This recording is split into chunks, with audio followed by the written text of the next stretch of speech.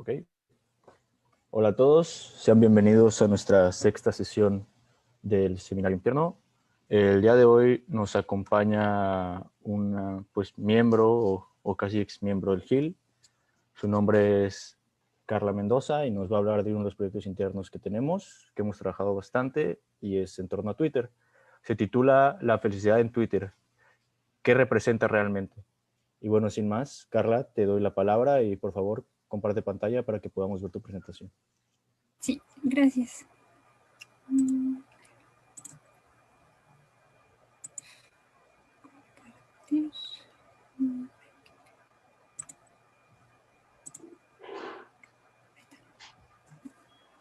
No, voy a dejar de... Ahí está. Bueno, Gracias. sí. Buenas tardes, mi nombre es Carla, bueno, como ya mencionó mi compañero Sergio, mi nombre es Carla Mendoza Grajeda. Soy egresada de la licenciatura en Matemáticas y hoy voy a hablarles sobre el artículo la hashtag felicidad en Twitter, que representa realmente.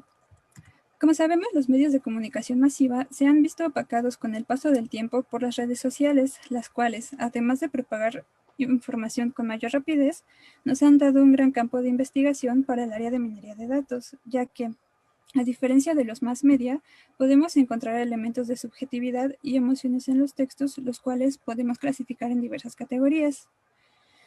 El propósito de este artículo es aplicar procesamiento del lenguaje natural sobre un corpus recopilado de tweets en español relacionados con la emoción alegría y etiquetado manualmente por 3 voluntarios en 5 diferentes categorías.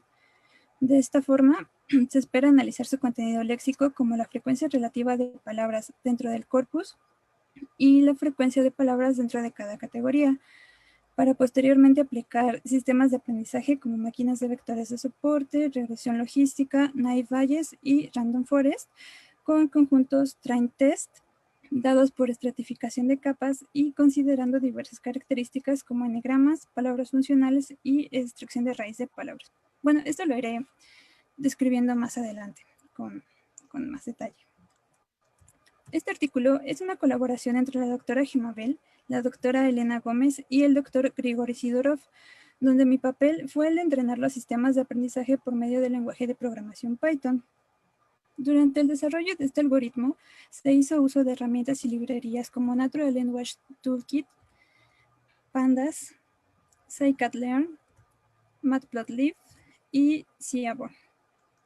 Antes de empezar, me gustaría hacer un paréntesis sobre lo que es la minería de textos y el procesamiento del lenguaje natural. La minería de textos, una rama de la minería de datos, es un análisis de tipo cualitativo que consiste en la extracción de información útil de cualquier tipo de textos, de forma que las ideas o los conceptos clave extraídos del texto puedan agruparse en una serie de categorías apropiadas. El problema principal en la administración de este tipo de datos de texto no estructurados es la ausencia de reglas estándares para escribir texto y que el ordenador pueda entenderlo, ya que el idioma y por consiguiente el significado varían en cada elemento del texto, debemos analizar ambos elementos para recuperar y organizar con precisión estos datos no estructurados.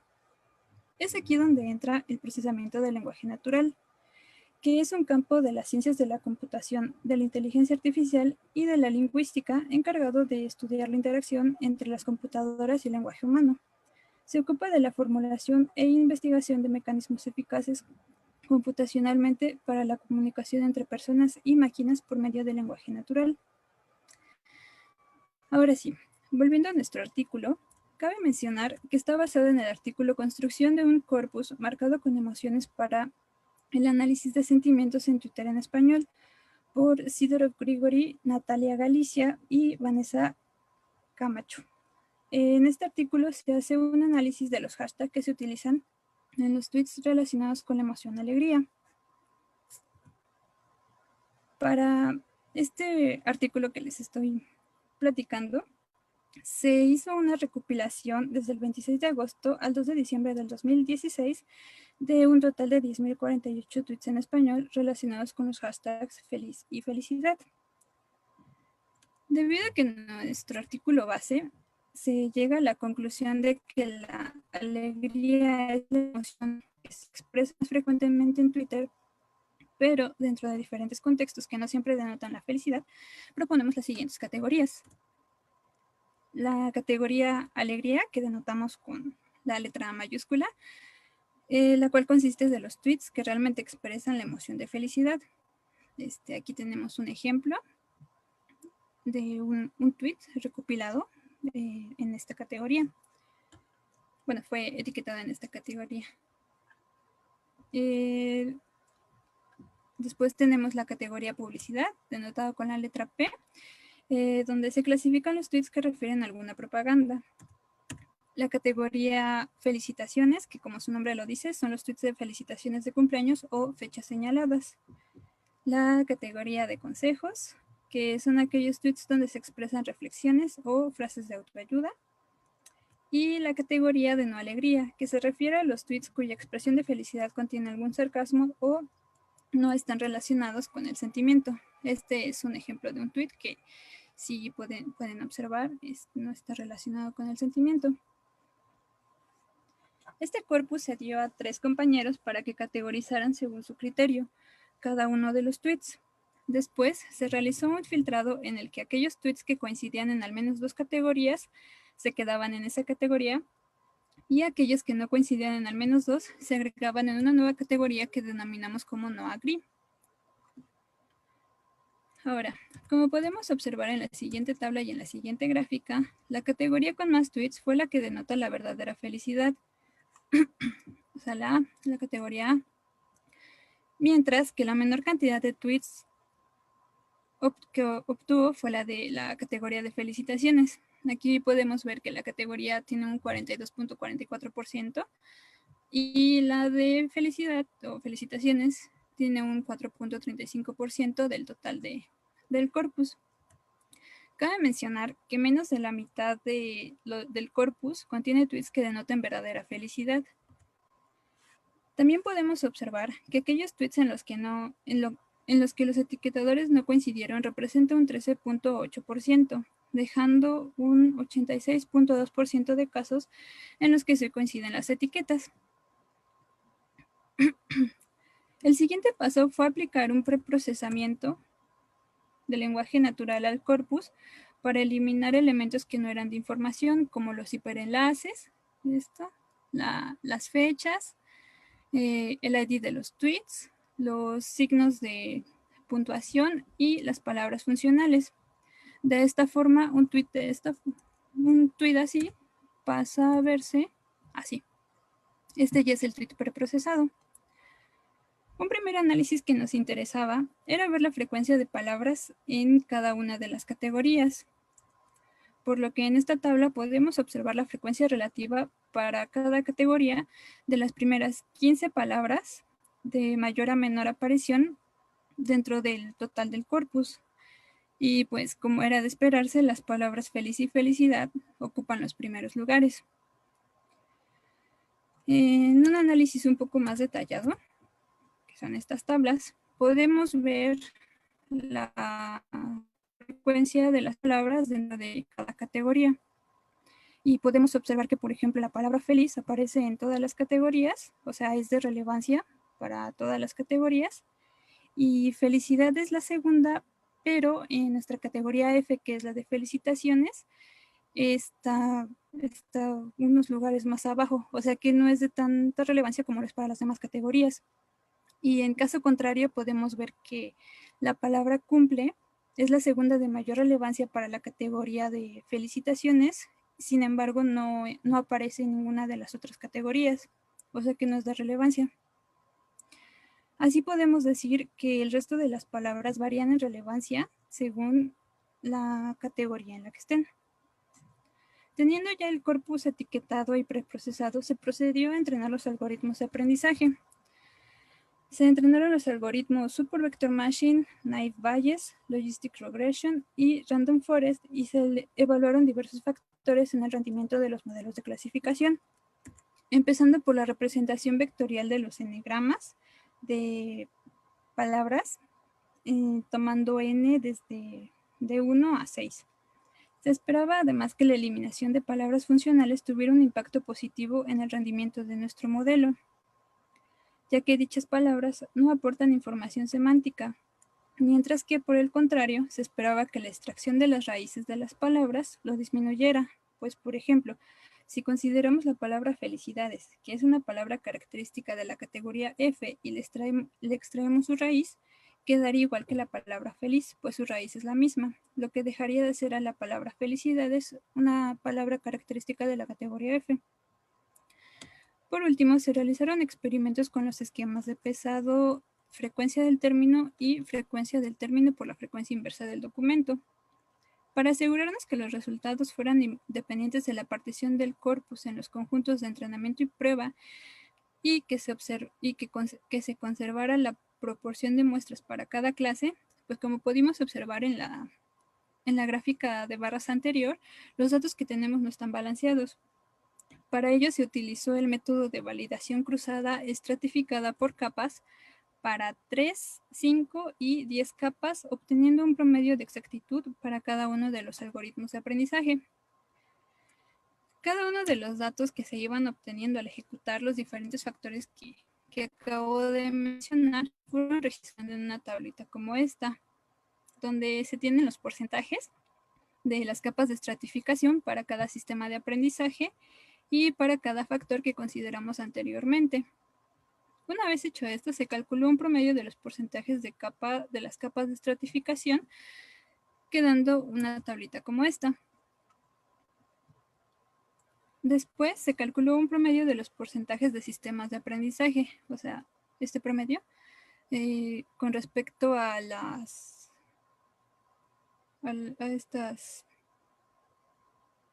estas formas que consideramos. De esta forma obtuvimos esta tabla, donde podemos identificar el tipo de preprocesamiento y esquema de pesado más adecuados para cada conjunto de características. De esta tabla podemos decir que los mejores porcentajes se obtienen cuando consideramos las palabras funcionales, cuando se extraen las raíces de las palabras y se utiliza el esquema de pesado de término frecuencia por frecuencia inversa del documento. Perdón. Entonces, estos son los mejores porcentajes que se obtuvieron para la bolsa de palabras, para estos conjuntos de características que fueron bolsa de palabras y los eneagramas. Por otra parte, para obtener el mejor modelo de clasificación, se calculó un promedio de los porcentajes de validación cruzada de cada algoritmo de aprendizaje con los preprocesamientos que resultaron de la tabla anterior. O sea, de estos preprocesamientos, en esta tabla, son estos. Bueno, aquí nada más lo puse así como un ejemplo, pero es bolsa de palabras, bigrama, trigrama y así.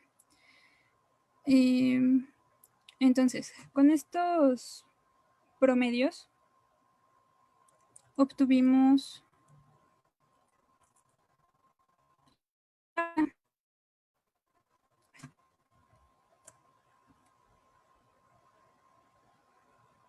en esta tabla se señalan los mejores porcentajes de exactitud para cada uno de los sistemas, siendo Super Vector Machine el sistema con mejor porcentaje. Además podemos observar que los 2 gramas, 1,2 grama y 1,4 grama son los que muestran un mejor rendimiento. ¿Hay alguna forma de quitar esa...? Sí, es que no... Puedes intentar dejar de compartir pantalla y volver a compartir pantalla. Puede funcionar. A ver.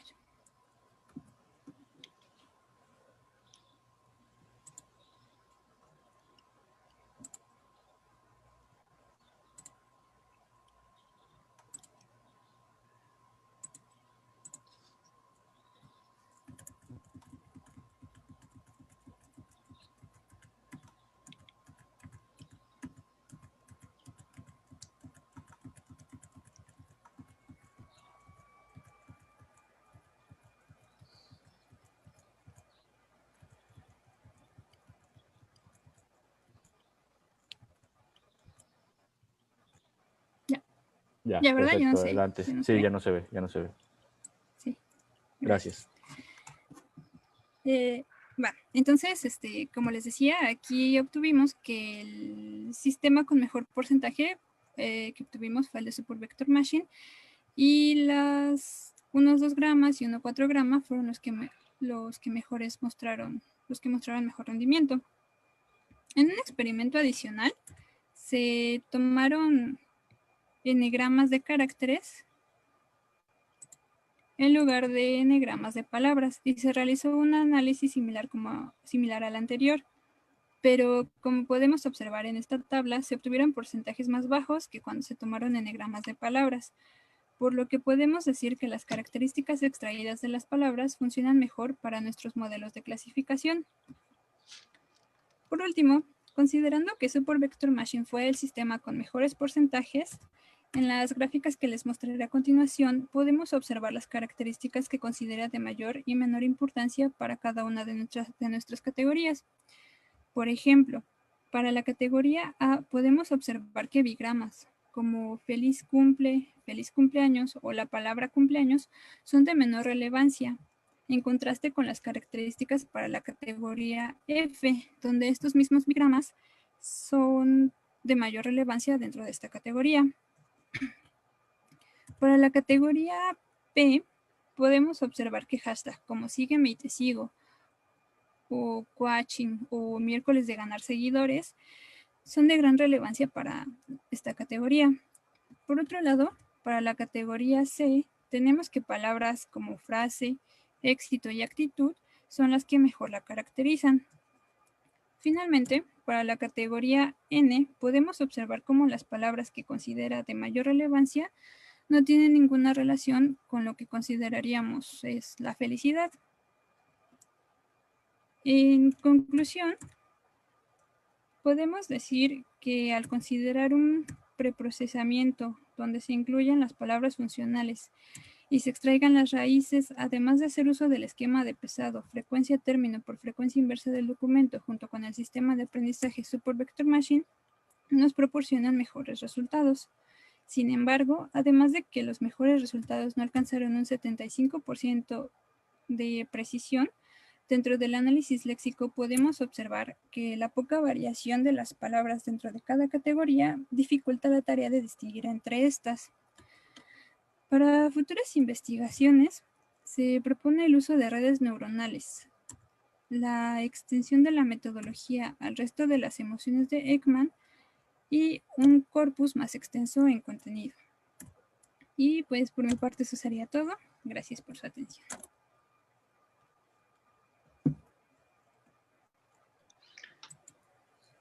Muchas gracias, Carla. Gracias, Carla. Gracias. Chicos del seminario, ¿tienen alguna pregunta? Hola. Voy a ver si en Facebook hay algo.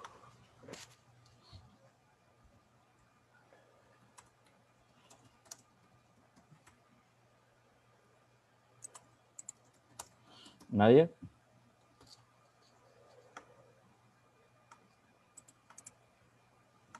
No, gracias. Creo que quedó muy bien explicado.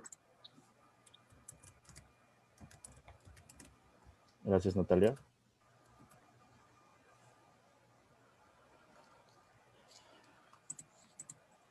Nada más, si pregunta en Facebook no tengo nada.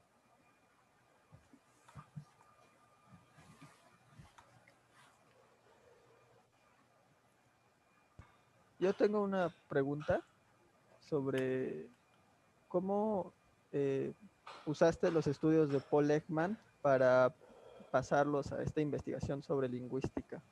O sea, Gracias, Valentín. ¿Sí eres Valentín? Ah, no, soy Gibran, perdón, es que... Gibran. Gracias, Gibran. Bueno, Ajá. pues más que nada es ahora sí que la literatura de referencia. Sabemos que Paul Ekman propone diferentes gamas de sentimientos o de emociones, y en artículos, ¿cómo se podría decir? Investigaciones anteriores, la mayoría se basa en sentimientos de positivo o negativo. O sea, son uno u otro. Entonces, aquí por eso nos basamos más que nada en el de felicidad y le damos otras cinco diferentes categorías, pero al decir que podríamos ocupar más el trabajo de Ekman es eso, o sea, irnos a más gamas de emociones. No sé si respondí la pregunta. Es que en los trabajos de Ekman él se refiere al lenguaje no verbal o a las microexpresiones, ¿no? Según cómo el rostro puede expresar estas emociones. En este caso, más que las emociones, serían una cierta conjunto de palabras en el cual se está expresando esta cierta emoción. Pero, por ejemplo, está el desdén. ¿Cómo podrías o cómo sería en esa emoción? ¿Cómo podrías tú saber cuando uno está expresando desdén? Porque tiene muchos conflictos pragmáticos. Sí, bueno, es que se podría decir así que es subjetivo porque, o sea, se propusieron estas categorías y de ahí se dio a 3 compañeros para que las clasificaran. Y en base a eso fue que se entrenaron los sistemas de aprendizaje. Pero pues sí, como dices, o sea, si queremos ahora sí que tocar otro tema, otra emoción, sería, no sé, igual agregarle otra categoría o estudiar más, hacer una recopilación más grande. A mí me gustaría hacer una recopilación más grande de tweets y igual, como dices, ponerle otras categorías o ver qué otras cosas podemos identificar en esos tweets.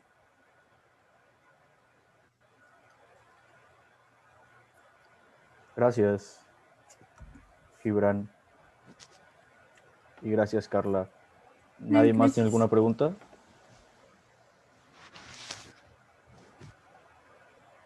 Si no es el caso, doctores, ustedes no tienen nada que preguntar.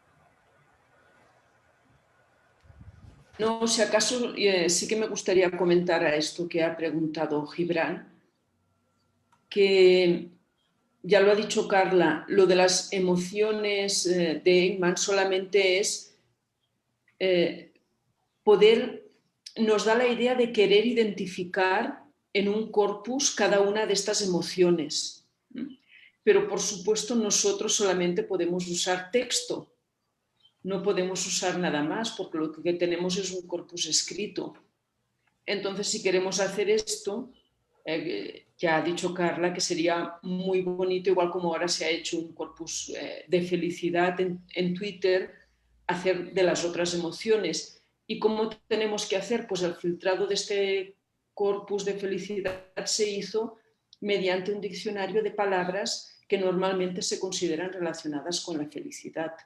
Entonces aquí hay un trabajo previo de lingüística. En estos momentos creo que nosotros no estamos capacitados para abordar temas pragmáticos.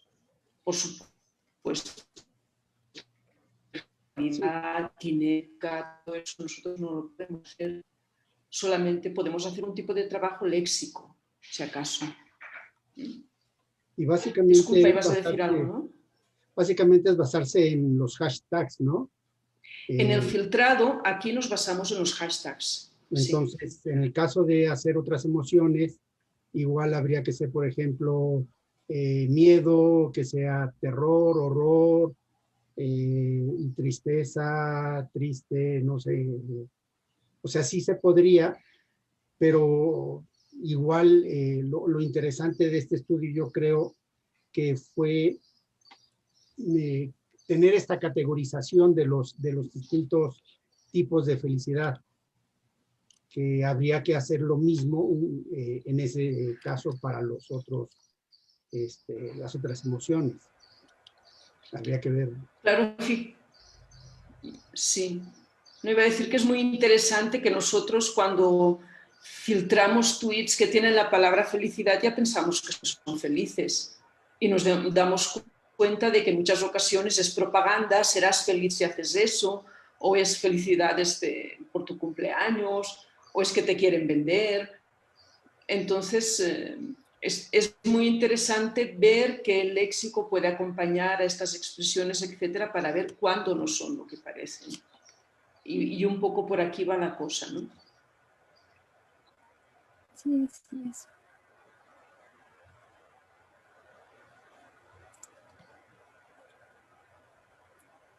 Vale, gracias, doctores. Pues chicos, si no hay más preguntas, vamos a finalizar la sesión. Muchas gracias, Carla, por tu presentación. Gracias. Suerte en lo que viene. Y bueno, gracias por la Gracias, igual. transmisión. Nos vemos en la próxima sesión del seminario. Chicos, ustedes quédense un rato, aprovechando. Gracias.